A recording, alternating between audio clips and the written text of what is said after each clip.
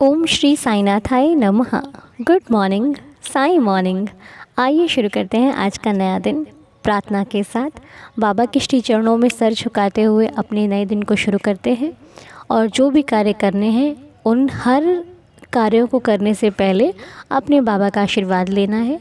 और साईं जी से बात करते हुए कि बाबा मुझे ये करना है, ये करना है, इतने सारे काम करने हैं बाबा। जो भी चीज़ें हैं जो हमें आज के दिन में करनी है वो बाबा से शेयर कीजिए। उनसे बताइए कि प्रभु आज मेरे पास इतने सारे काम हैं, सारे काम मुझे ही करने हैं, लेकिन मैं नहीं जानती कि कैसे करूँगी इतने सारे काम। जैसे किसी इंसान से शेयर करते हैं ना हम सारी बातों को, वैसे ही शेयर करना है, क्योंकि वो सबसे ज़्यादा सुनता है, कोई इंसान सुने या ना सुने। वो समझते हैं, कोई समझे ना समझे। वो साथ देते हैं, कोई दे चाहे ना दे। तो इसलिए उनसे शेयर करना बहुत ज़रूरी है। सुबह शेयर करो कि प्रभु ये सारे काम करने हैं, और रात को सोने से पहले शेयर करो कि प्रभु इतना इतना किया, इतना इतना रह गया। ये चीज़ें हम नहीं कर पाए वो भी बताओ, जो कर ली हैं वो तो बतानी है, क्योंकि उनको बताए बिना हमें सुकून कहाँ मिलता है। उनको बिना बताए हमारे मन को चैन कहाँ मिलता है। जब तक वो नहीं सुनते हमें सुकून का अनुभव नहीं होता। और हे साईनाथ बाबा, आज का दिन हम शुरू करने जा रहे हैं। आप हर पल, हर क्षण, हर परिस्थिति में, हर घड़ी में मेरे अंग संग रहना, मेरे साथ रहना। मेरे हर कार्य को शुरू करने से पहले मैं आपको पुकारूं तो आप वहाँ मौजूद रहना। कोई आए ना आए, कोई साथ देना दे, प्रभु आपका साथ है, मुझे किसी की ज़रूरत नहीं है। हमेशा आपका हाथ मेरे सर पर रहे। मैं जिन लोगों के लिए प्रार्थना करती हूँ या फिर करता हूँ उनकी सेहत सदैव अच्छी बनी रहे, सबके जीवन में खुशियों का आगमन हो। मेरे बाबा के श्री चरणों में ये प्रार्थना है कि देवा सभी सुखी रहे, सभी हेल्दी रहे, सबका जीवन खुशियों में रहे। आप सब पर कृपा करना, सबके परिवार पर कृपा करना। और जो नाम आज हम प्रार्थना में लेने जा रहे हैं वो नाम है रंजीत मिश्रा जी। देवा कृपा करना इन पर। जो भी इनके बिगड़े कार्य हैं या फिर जो भी ये चाहते हैं, इनकी हर इच्छा मनोकामना पूरी हो, इनकी लाइफ में खुशियों का आगमन हो। मेरे बाबा के श्री चरणों में प्रार्थना है, देवा रहम नज़र करना। और सपना जी के पापा श्रवण कुमार अंकल जी की तबीयत ठीक नहीं है। हम साईनाथ से प्रार्थना करते हैं कि देवा अंकल जी की तबीयत ठीक हो जाए, श्रवण कुमार अंकल जी बिल्कुल स्वस्थ हो जाएं, सेहत से बिल्कुल उनकी सेहत एकदम अच्छी हो जाए।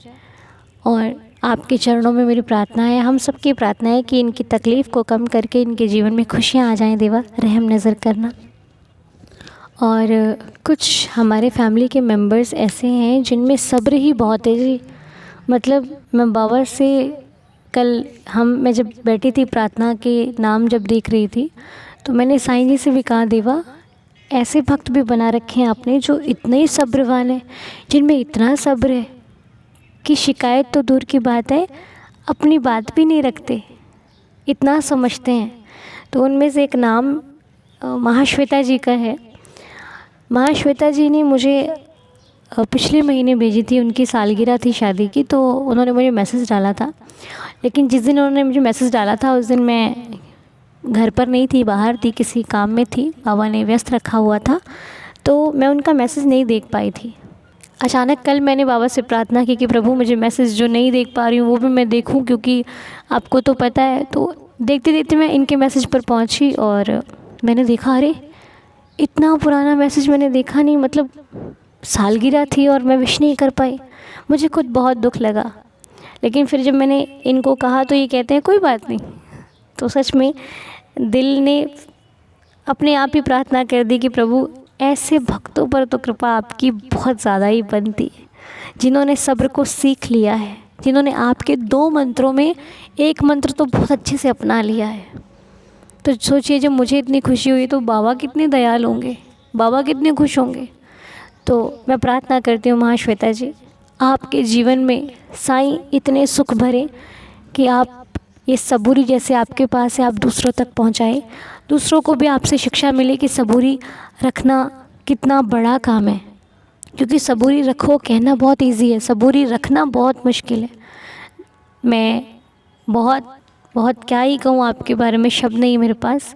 लेकिन सच में आपको देखकर मुझे भी ऐसा लगता है कि हमें भी सबूरी सीखनी चाहिए, और बहुत कुछ सीखा आपसे सच में। मालिक से प्रार्थना करती हूँ कि आप जैसे भक्त जो सब्र रखते हैं, इन्हें और सबूरी देना और जीवन में सुकून देना और हर दुख से परे रखें मेरे साईनाथ। हर परेशानी, हर चिंता से दूर रखें आपको। जीवन में खुशियाँ ही खुशियाँ रहें, आप और आपका परिवार सदैव खुशियों में रहें। चरणों में यही प्रार्थना है मेरे देवा। रहम नज़र करना, दया करना बाबा, खुश रखना। और भूमि पाटिल जी का भी बर्थडे था, उनको भी हम विश नहीं कर पाए थे। भूमि जी, आपको भी जन्मदिन की बहुत सारी शुभकामनाएं। साईनाथ आपको खुश रखें, हेल्दी और हैप्पी रखें। बाबा के असीम कृपा से आपके जीवन का हर दिन खुशियों से भरपूर बना रहे, मेरी श्री साईं चरणों में प्रार्थना है। और 30 अप्रैल को रीना मनोज जी की मैरिज एनिवर्सरी थी। साईनाथ इन पर कृपा करें, खुश रखें, हेल्दी रखें, इनके जीवन का हर दिन खुशियों से भरपूर बना रहे। लाइफ में बहुत सारी खुशियाँ आएँ, बाबा के आशीर्वाद से सदैव खुशियाँ बनी रहें, मेरी साईं चरणों में ये प्रार्थना है। और बाबा से प्रार्थना है कि बाबूराम कार्की जी को जो तकलीफ़ है, जिस तकलीफ़ में वो हैं, उनकी तकलीफ़ को बाबा कम कर दें। बाबा की कृपा से उनका जो भी जीवन में कष्ट है, परेशानी है, दुविधा है या फिर किसी भी तरह के वो संकट में है, तो मेरे साईं की कृपा से उनके जीवन में खुशियाँ ही खुशियाँ आएँ और जिस समस्या में है वो समाधान मेरे बाबा जल्दी से कर दें। और उनके पेट की जो समस्या है उससे बाबा उन्हें बिल्कुल स्वस्थ कर दें। साईनाथ दया करें, कृपा करें कि वो जल्दी से जल्दी स्वस्थ हो जाएं, कोई कष्ट ना आए और वो स्वस्थ हो जाएं। आप लोग भी प्रार्थना कीजिएगा जिनकी सेहत ठीक नहीं होती, उन सभी के लिए, क्योंकि हमें सेवा मिली है तो हमारा काम है सेवा करना, प्रार्थना करना। तन से नहीं कर सकते तो मन से करना, कहीं जा नहीं सकते तो दिल से दुआ देना कि प्रभु उनको खुश रखना। क्योंकि होता है ना, कई बार हम पहुंच नहीं सकते कुछ जगह पर, किसी की साथ जाकर मदद नहीं कर सकते, तो दूर से तो कर सकते हैं ना। बाबा ने इतना सक्षम बनाया है कि बैठकर प्रार्थना 15 मिनट तो किसी के लिए निकाल ही सकते हैं, है ना। और एक नेम और है सूरज जी, उनकी भी सेहत ठीक नहीं है बाबा, उनकी भी सेहत ठीक करना। सबको स्वस्थ रखो मेरे मालिक। सूरज जी पर कृपा करना कि वो जल्दी से स्वस्थ हो जाएं, हेल्दी हो जाएं, उनकी लाइफ में भी खुशियाँ आएँ, मेरी बाबा से प्रार्थना है देवा, रहम नज़र करना। और हमारे स्वदेश आंटी जी के सन इन लॉ, उनके एग्ज़ाम है बाबा, उनको जिस परीक्षा में वो हैं, साईनाथ की कृपा से सफल हो उनका कार्य, वो उनकी इच्छा मनोकामना साईं कृपा से पूरी हो। जो चाहते हैं लाइफ में उनको हर चीज़ मिले। मालिक उनके एग्ज़ाम जो भी वो देने जा रहे हैं उसमें उनको सफलता प्राप्त हो, मेरे बाबा के श्री चरणों में ये प्रार्थना है। और जो लोग भी एग्ज़ाम दे रहे हैं, जो परीक्षा दे रहे हैं, जो किसी चीज़ में व्यस्त हैं, उन्हें हर कार्य में सफलता मिले, मेरे बाबा से प्रार्थना है। उनकी मेहनत रंग लाए, मेरी साईं चरणों में प्रार्थना है। हे प्रभु दया करना, सबके घर में खुशियाँ लाना। आइए अब आज की लीला को सुन लेते हैं और लीला को सुनते हुए आज के दिन की शुरुआत करते हैं। अन्नू जी ओम साई राम और सब फैमिली को ओम साई राम। आज बड़े दिनों के बाद मौका मिला है मुझे भी अपनी लीला सुनाने का। बहुत टाइम से सोच रही थी कि कब साईं के लीला कैसे दुनिया को सुनाऊं। जब से इस चैनल को देखा सुना तो मुझे बड़ी खुशी हुई कि मुझे भी मौका मिला साईं के बारे में सबको बताने का। मेरी लीला कुछ पुरानी है जिसमें साईं ने खुद मेरी आके मदद करी। वैसे तो मैं बचपन से ही साईं जी को मानती थी, लेकिन क्या हुआ कि शादी होने के बाद मैं साईं जी को जैसे भूल ही गई। खुशी में नहीं, दुख ही इतना था। शादी के बाद ज़िंदगी बस दुख में ही कट गई थी। इस वजह से मैं साईं जी को भूल गई थी। क्या करूं, पर फिर भी साईं ने मेरी मदद करी। साईं नहीं भूले मुझे, साईं ने कभी मेरा साथ नहीं छोड़ा, लेकिन मैंने साईं का साथ भी छोड़ दिया था और साईं जी को भूल भी गई थी। एक बार ऐसा हुआ कि मेरे और मेरे हस्बैंड में बहुत लड़ाई हो गई थी। इतनी लड़ाई हो गई थी कि तलाक की नौबत आ गई थी। तो मैंने एक दिन उनसे ये कह दिया कि मुझे तलाक चाहिए, मुझे अब तुम्हारे साथ नहीं रहना है, मैं बहुत तंग आ चुकी हूँ। तो उन्होंने उस दिन तो कोई जवाब दिया नहीं। 2 दिन बाद उन्होंने ये कहा कि चलो आज मैं तलाक देता हूँ। हम लोगों ने सुबह नाश्ता पानी कर लिया था और हम अपने बैठे थे, तो वो आए बाहर से, उन्होंने ऐसे बोला तो मैंने भी सोचा ठीक है, ये रोज़ की चिकचिकबाजी से तो एक दिन ही बात ख़त्म कर दूँ। मेरे 2 बेटे हैं, उस टाइम 2 बेटे थे मेरे, एक 2.5 साल का था, एक 6 महीने का था। अब छोटे बेटे को मैंने गोदी में ले लिया, बड़े बेटे को वो लेके चले। हम पहुँचे और फिर हम लोग तहसील गए। मेरे को तो उन्होंने बोल दिया कि तुम बाहर खड़ी रहो। मैं बाहर खड़ी हो गई गेट के बाहर, और वो अंदर गए और थोड़ी देर में पता नहीं क्या बात करके आए और आके मुझसे बोलने लगे कि आज जज नहीं बैठा। मैंने कहा ठीक है, क्योंकि मैं तो कुछ जानती ही नहीं थी कि कैसे तलाक लेने क्या करना होता है, क्या वो मैं इतनी जानती नहीं थी, क्योंकि उस टाइम मेरी एज बहुत छोटी थी। मेरी शादी 14 साल की एज में हो गई थी और मेरी एज उस टाइम जब ये लगा लो आप 18 साल की थी मैं इतना कुछ भी नहीं जानती थी। मैंने कहा ठीक है, हम लोग फिर बाहर को चले। मैं आगे थी, वो पीछे-पीछे। हम जैसे रोड पे आके खड़े हुए और वो मेरे सामने आके खड़े हुए और उन्होंने मेरे को इतनी ज़ोर की थप्पड़ मारा कि मैं देखती रह गई। अब मैंने इधर-उधर देखा, मुझे बहुत ही शर्मिंदगी महसूस हुई और मुझे इतना गुस्सा आया कि मैंने उनके साथ ना जाने की बजाय मैं पीछे की तरफ चल दी और वो भी अपने चल दिए। बड़े बेटे को उन्होंने हाथ पकड़ा और लेके चले गए और मैं अपने छोटे बेटे को लेके चल दी। गुस्से में मैं इतना पैदल चली, क्योंकि मेरे पास पैसे तो थे नहीं। मैं इतना चली, कोई 2-3 किलोमीटर पैदल चलते-चलते मैं ऐसे निकल गई कि वहाँ ना कोई रोड, मतलब गाँव आ गया एक, जहाँ खेत ही खेत नज़र आ रहे थे। अब मुझे वहाँ जाके मेरा गुस्सा ठंडा सा हो गया। मैं वहाँ खड़ी होके सोचने लगी, यहाँ तो कोई भी नहीं दिखाई दे रहा, अब मैं कहाँ जाऊँ? फिर वो पीछे की तरफ रास्ता देखा, तो मैं उस रास्ते सीधा हाईवे रोड पे निकल गई। 1 डेढ़ किलोमीटर पड़ा वो भी, हाईवे रोड पड़ा। हाईवे रोड पे पहुँचने के बाद मैं वहाँ खड़ी हो गई। मैं ये देखने लगी कि कोई ऑटो या रिक्शा कोई आ रहा होगा, तो मैं उसमें बैठ जाऊँगी। लेकिन फिर सोचा कि मेरे पास तो पैसे ही नहीं हैं, कैसे जाऊँगी? कैसे मुझे कोई ऑटो वाला ले जाएगा जब पैसे ही नहीं है तो? तो फिर मैंने क्या करा, मैं खड़ी रही और मैं इधर-उधर देखती रही। हाल तो दूर तक मुझे कोई रिक्शा ना ऑटो कोई भी नज़र नहीं आ रहा था। फिर मैं अपने मन में सोचने लगी कि अगर कोई ऑटो या रिक्शा वाला आएगा तो मैं उससे ये कह दूँगी कि भैया मेरे पास पैसे तो है नहीं, लेकिन मुझे यहीं थोड़ी दूर तक ही जाना है, मुझे बस वहाँ तक उतार देना। मैंने अपने मन में ऐसा सोचा ही था। फिर मैंने सामने देखा, फिर जैसे ही मैंने पीछे देखा तो मेरे पीछे एक रिक्शे वाला खड़ा था।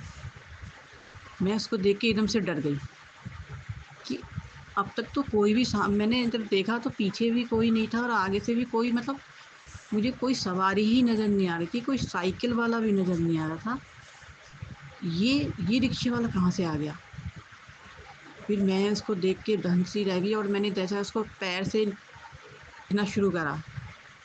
पैर तो ध्यान नहीं है कि, पर मैंने ये देखा कि उन्होंने एक चेक वाली लुंगी पहन रखी है, सफ़ेद कुर्ता है, बहुत लंबा कुर्ता, सफ़ेद दाढ़ी है, सिर पे कपड़ा बाँधा हुआ है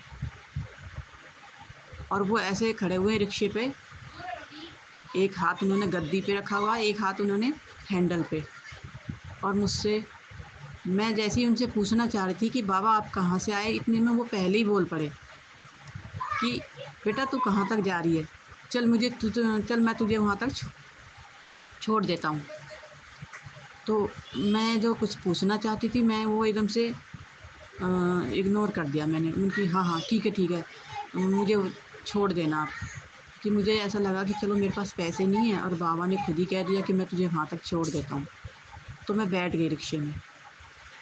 अब वो लेके चले मुझे, लेकिन मेरा फिर ध्यान गया कि बाबा ये आए कहाँ से? मैंने तो उतनी दूर तक भी देखा तो मुझे दूर तक भी कोई नज़र नहीं आ रहा था। फिर मैंने सोचा छोड़ो, फिर मैं अपनी टेंशन में सोचने लग गई, परेशान थी, भूखी प्यासी थी। मैंने सोचा अब घर कैसे जाऊँगी, क्या कहूँगी घर जाके, ये सोचते-सोचते मेरा जो घर का रास्ता था वो आ गया था। लेकिन मैंने बाबा से ये नहीं कहा था कि बाबा मुझे इस मोड़ पे उतारना है या, और बाबा ने ठीक मेरे उस जहाँ से मेरे घर का रास्ता जाता था उसी मोड़ पे उतार दिया मुझे। वो वहाँ रिक्शा लेके खड़े हो गए और मैं उतर के सीधी चल दी। मैंने पीछे मुड़ के भी नहीं देखा। मैंने बाबा को पहचाना ही नहीं था और मैं अपने घर चली गई। मैंने बहुत काफ़ी टाइम बाद मुझे ध्यान, मैंने एक सीरियल देखा था, साईं बाबा का सीरियल आता था एक, तो मैं वो सीरियल देख रही थी तो उसमें देखा कि बाबा किसी को लेने भेजते हैं रिक्शा टांगा लेके, और उसमें जो वो टांगा वाला जो होता है वो खुद ही बाबा होते हैं। तो मैं बड़े ध्यान से उसको देख रही थी तो मेरे इसमें ध्यान इसी बात पर गई, और ये ऐसा तो मेरे साथ भी हुआ था और वो बाबा ही थे। ओहो! मुझे बहुत पछतावा हुआ कि बताओ, बाबा मुझे खुद लेके आए और मुझे छोड़ के गए और मैंने उनसे कुछ भी नहीं कहा और मैं पहचान भी नहीं सकी उन्हें। मुझे बहुत दुःख हुआ, लेकिन मुझे बहुत खुशी हुई कि बाबा ने मेरा साथ नहीं छोड़ा। मैंने बाबा का साथ छोड़ दिया, बाबा को भूल गई, लेकिन बाबा नहीं भूले। ये मेरे साईं की लीला थी। बाबा ने आज तक भी मेरा साथ नहीं छोड़ा। अब भी बाबा मेरे संग छोटी-मोटी जो लीलाएँ हैं मेरे इतनी करते हैं, मेरी इतनी मदद करते हैं। कोई भी परेशानी होती है, मैं साईं के आगे सिर्फ़ कहती, बाबा आज ये परेशानी है, कैसे भी पूरी करो, आप ही करोगे और आपको करनी है, क्योंकि हम तो आपके बच्चे हैं। अम्मी जी, यही मेरी साईं लीला है और आपका बहुत-बहुत धन्यवाद जो आपने ये चैनल शुरू किया, जिससे मैंने अपनी साईं की लीला सुना सकी। मुझे बहुत टाइम से था कि मैं ये लीला सबको सुनाना चाहती थी, और ये आपके चैनल से ही वो हुआ मुझे। ओम साई राम, जय साई राम। कोई गलती हुई हो तो माफ़ कर देना। मेरा नाम तुलसी है, मैं फरीदाबाद से हूँ। बहुत ही सुंदर लीला तुलसी जी आपने हम सबको सुनाई। बहुत सुंदर लीला। आप कितनी भाग्यशाली हैं जो स्वयं बाबा आपके पास आए आपको छोड़ने के लिए। मैं तो सुनकर ही बहुत अच्छा फ़ील कर रही हूँ, ऐसा लग रहा है कि स्वयं बाबा को देख रही हूँ। लेकिन सच में बहुत भाग्यशाली हैं आप। ऐसे ही मेरे बाबा सब भक्तों को दर्शन दें, सबका संग ऐसे देते हैं बाबा। बस किसी को दिख जाते हैं, किसी को दिख नहीं पाते, लेकिन साथ हमेशा साईनाथ हैं। ये तो बात हम बहुत अच्छे से जानते हैं। ऐसे ही प्रभु अपनी कृपा बनाए रखिएगा। आइए 11 वचन पढ़ते हैं, दिन की शुरुआत करते हैं। ओम साई राम। जो शिरडी में आएगा आपद दूर भगाएगा, चढ़े समाधि की सीढ़ी पर, पैर तले दुख की पीढ़ी पर। त्याग शरीर चला जाऊंगा, भक्त हेतु दौड़ा आऊँगा। मन में रखना दृढ़ विश्वास, करे समाधि पूरी आस। मुझे सदा जीवित ही जानो, अनुभव करो सत्य पहचानो। मेरी शरण आ खाली जाए, हो तो कोई मुझे बताए। जैसा भाव रहा जिस जन का, वैसा रूप हुआ मेरे मन का। भार तुम्हारा मुझ पर होगा, वचन न मेरा झूठा होगा। आज सहायता लो भरपूर, जो मांगा वो नहीं है दूर। मुझ में लीन वचन मन काया, उसका ऋण ना कभी चुकाया। धन्य धन्य वह भक्त अनन्य, मेरी शरण तज जिसे न अन्य। अनंत कोटि ब्रह्मांड नायक, राजाधिराज योगिराज परब्रह्म, श्री सच्चिदानंद सद्गुरु साईनाथ महाराज की जय। मेरे साईनाथ के श्री चरणों में बारंबार प्रणाम करते हुए हम आज की प्रार्थना को यहीं पर संपूर्ण करते हैं। देवा रहम नज़र करना, दया करना, सबको खुश रखना और आज का दिन बाबा के श्री चरणों को स्पर्श करते हुए शुरू कीजिए।